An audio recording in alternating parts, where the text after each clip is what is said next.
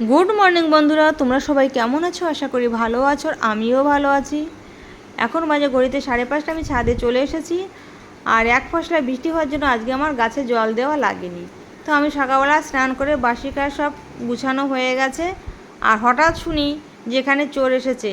চোর আসা মানে কি, মানে ভদ্রলোক গেছিলো, আমার দুটো বাড়ি পাশেই ভদ্রলোক গেছিলো সকালবেলা মর্নিং ওয়ার্কে, আর চোরটা তখন চিলেকোটা দিয়ে তার ঘরের ভেতরে ঢুকে গেছে।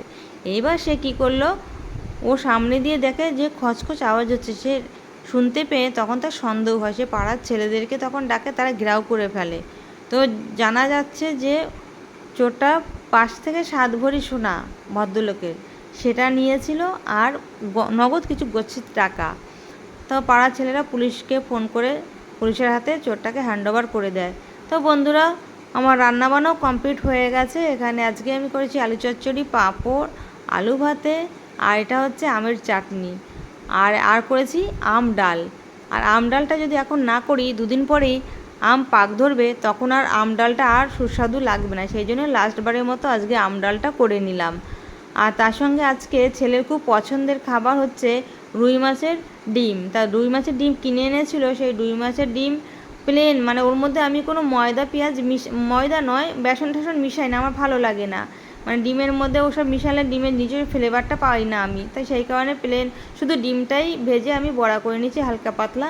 আর অনেক দিন ধরে আমি অমলেট খাই না, বা খাওয়ার সময় হয়ে ওঠে না, তো আজকে ভাবলাম একটু হালকা পাতলা রান্না হয়েছে, আজকে একটু ডিমের অমলেটটা করব। আজকে সুযোগ আছে, যেহেতু পাতলা রান্না করেছি হালকা পাতলা সব, তাই সেই জন্য ডিমের অমলেটটা দিয়ে আমি এখন খেতে বসেছি। আর বন্ধুরা, ছেলে মেয়ের খাওয়া হয়ে গেছে। তো এইভাবেই হালকা পাতলা রান্না গরমের সময় খেয়ে দেখবে, শরীর ভালো থাকে, বেশ সব দিকেই কাজেও এনার্জি পাওয়া যায়। তা বন্ধুরা, আমার খাওয়া হয়ে গেলে আমি আজকে একটা খুব গুরুত্বপূর্ণ কাজে আমি বেরিয়ে পড়ব। তা বন্ধুরা, বেরিয়ে পড়েছি গুরুত্বপূর্ণ কাজে, চলো তোমরা সঙ্গে থাকো, দেখতে থাকো। হ্যাঁ, তো এসে পড়েছি এখানে। আমার ইন্ডিয়ান গ্যাস আছে, কিন্তু আমার ডবল সিলিন্ডার ওটা, আর আজকে নেব আমি ভারত গ্যাস। কেননা আমার দুটো সিলিন্ডার আছে, আর ছেলের চাকরি পাওয়ার আগে 2024 15ই জানুয়ারি সে ড্রোন পাইলটের চাকরি পায়, কিন্তু তার আগে তার একটা ফাস্টফুডের দোকান ছিল ছেলের। তা সেই দোকানটা অন্য মেয়েরা যারা কর্মচারী, তাদের মধ্যে একটা মেয়ে সেই দোকানটা দেখাশোনার দায়িত্বে আছে। তা সেই কারণে ও আমার সিলিন্ডার নিয়ে নিয়েছে ওর ব্যবসার কাজে। এবার সেই কারণে আমাকে আবার দুটো ডবল সিলিন্ডার তুলতে হচ্ছে। তো আগেটা ইন্ডিয়ান গ্যাস ছিল, আজকে আমি ভারত গ্যাস তুলতে অফিসে চলে এসেছি। তো বন্ধুরা, তোমাদের দাদাভাই থাকলে সেই কাজগুলো করতো, আজকে তোমাদের দাদাভাই নেই বলে আমাকে একাকেই করতে হচ্ছে। তো আমার সিলিন্ডার, এই যে ডবল সিলিন্ডার দিয়ে দিয়েছে, আর তার সঙ্গে ওভেন আর গ্যাস পাইপ। তো বন্ধুরা, সব গুছানো হয়ে গেছে। এবার আমি বাড়ির দিকে রওনা দেবো, কেননা বাড়িতে যেতে হবে। আর যদি ঝড় বৃষ্টি ওঠে, তাহলে হঠাৎ করে কালবৈশাখী ঝড় উঠলে আমার তখন বিপদে পড়ে যাব। এই কারণে আমি খুব ব্যস্ত হয়ে টোটোওয়ালাকে বলছি, দাদা তাড়াতাড়ি চালান, নালে আর ওয়েট করবেন না। টোটোওয়ালা বলছে ঠিক আছে চালাচ্ছি। তো এবার আমার বাড়ি না যেতে পারলে আমি একদম শান্তি পাচ্ছি না, কেন ঝড় উঠে যাবে। আর মা কোথায় গেল, মা কোথায় গেল, ও বাবা, দেখি মা ওই দিকে দাঁড়িয়ে রয়েছে, একটা কোনার দিকে কার সঙ্গে কথা বলছে, ওনার কোনো পুরনো বান্ধবী দেখতে পেয়েছে তার সঙ্গে।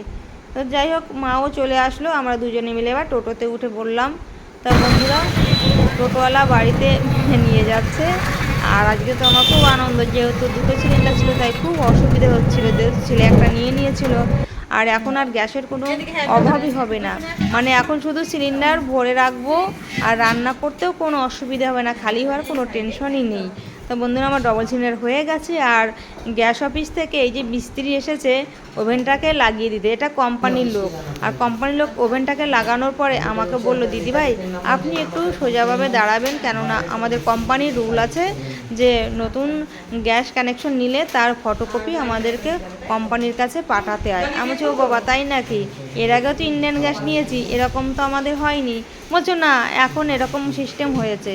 তো বন্ধুরা, মনে হচ্ছে আমি একদম সেলিব্রিটি দাঁড়িয়ে আছি। তো গ্যাসওয়ালা আমার ফটো তুলে এখন কোম্পানির কাছে পাঠাবে। তো বন্ধুরা, আমি দাঁড়িয়ে পড়লাম, আর গ্যাসওয়ালা এখানে ফটোকপি তুলছে। বাহ, ভালোই তো, একদম মনে হচ্ছে নিজেকে হিরোইনই মনে হচ্ছে। এইভাবে না ওইভাবে, এইভাবে না ওইভাবে পোজ নিতে বলছে। তো বন্ধুরা, আমার ফটোকপিও তোলা হয়ে গেল। তো ভিডিওটা আর বড় করব না, এখানেই রাখি। তোমরা সবাই ভালো থেকো, রাখি তাহলে, টাটা।